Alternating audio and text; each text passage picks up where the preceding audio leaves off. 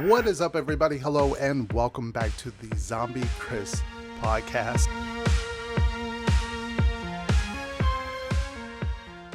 Pizza fries in Orlando, much better value for your buck. And no sausage. Honestly, that's not pizza fries. We did sort of a bonus episode talking about sort of recapping 2023 and how that went for us, our journey into 2024, but that was kind of more of a bonus episode. But yeah, this is the official episode. We are back talking about our top mazes of the year of 2023. What was that process like? What was left off of the list? Because we're not going to spoil the list, obviously. Go check out the actual top 10 list video. I'll have a link down in the description as well as at the end of this video. But without further ado, let's talk about making that list. Typically, when you make a best of list, it can be really easy and it can be really hard. It just depends on what have you seen or what is on the list, what have you done. In this case, it was mazes, and mazes are so unique and so challenging. It's not like a movie where you watch it, you decide after the movie whether you liked it or you didn't like it, or what didn't you like about it, and it's very easy to sort of decipher of how you feel. A maze is organic in different ways, and each time you go through a maze, it could be different. It could stand the test of time. It could be amazing in the beginning and terrible at the end. I've seen mazes do all sorts of ways where they get better or they get worse or they add things, or maybe you only had one time through and that was a bad experience. And now you're like trying to judge, is this maze bad?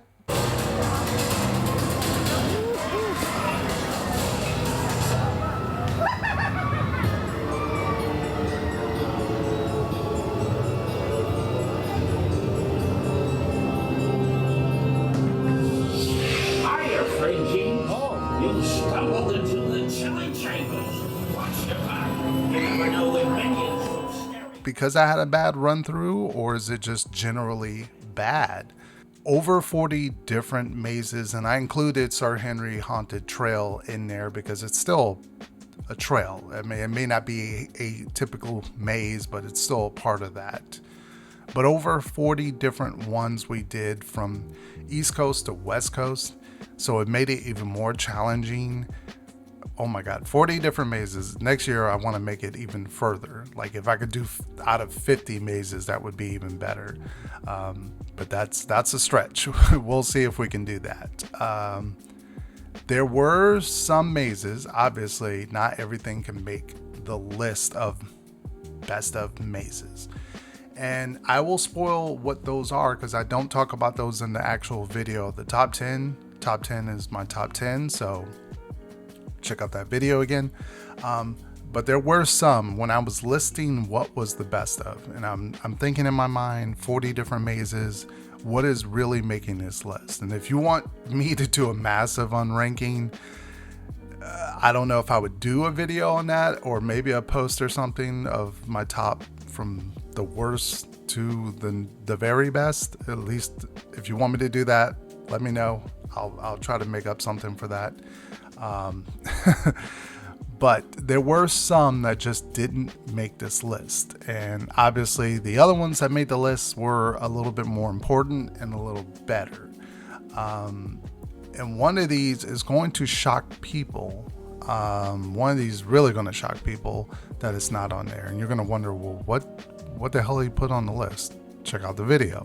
When this was first talked about and announced, it had so much greatness going for it that I was thinking this is definitely going to be one of the top mazes of the year. SUV, a towering terror, carries the bones of his father and all of his many victims in a great sack.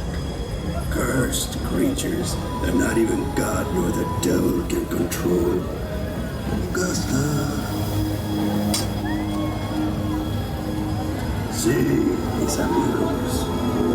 monsters are real. It was close. It was close. It was maybe like 12 or 13 or something like there, but it was close. This house, I don't know what it was. It was, I think, after us going last year and doing La Llorona maze, it felt so similar to that it just, I don't know, it felt like they just rehashed that but added different monsters, slightly different layout, and it felt too close to that to make the top 10. But it was excellent, I think. Animatronics, it had some great scares, great start and a great ending. That was really cool, especially that facade, just amazing, just standing there and watching it, and the fact that you can just kind of stand off on the side and watch it. That was really, really cool. I love that you can do that. And in Orlando, you can't stand off on the side and watch really any kind of facade.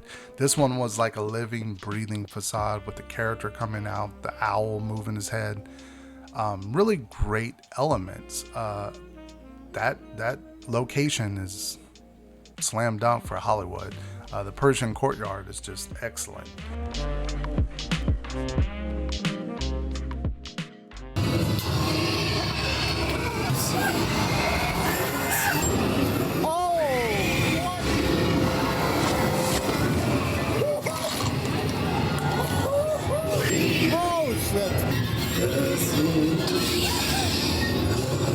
And another one from over in Hollywood would be I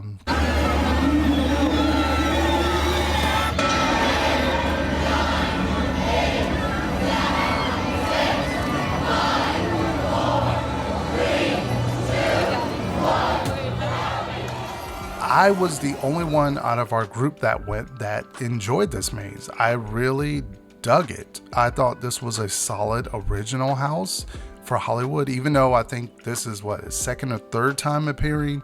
For me, it was my first time actually going through it, and I liked all of the elements. It felt like if this was in Orlando, it would be a slam dunk. People would be ranting and raving. Oh my God, Holidays in Hell's the best maze. Oh my God, House of the Year. But because it's Hollywood, I don't know. You tell me. But I really dug that house. It would have definitely probably made my top 15 somewhere. It just didn't quite make it over what was on the top 10.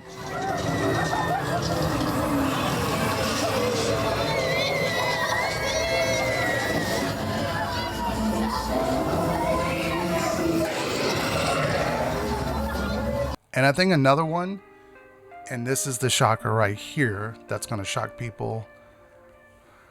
I'm going to have to say it. And that is Dr. Oddfellow's Twisted Origins did not make the list. How shocking is this to people? What? Yeah, it just didn't make the list for me. I really went back and forth with a couple of the other mazes on the list and thinking about it and rewatching POVs and thinking initially, how do I feel about this house? Does it extravagant? Does it tell the story of Dr. Oddfellow? Do I feel like he's a character of this house since it's named after him? Or do I just feel like it's a mishmash house? And really, it's probably, like I said, in my top 15, but didn't quite make it in my top 10 because it just felt like a mash. It felt like they just took the warehouse and threw everything into this house, and it felt like a mess. And it really left you just leaving the house going like, what the hell just happened? Like, I don't get it. It's Dr. Oddfellow, I guess it's a circus, but I don't really get it. And the fact that they teased about Jack is in the house and he's a silhouette. And it felt more like a cop-out with that situation of, we don't want to show Jack, we want to talk about him and use him, but he's the silhouette in the house. And really, if you didn't know where to look, you would have missed the silhouette of him killing Jack. Felt like they could have did that a lot more creative.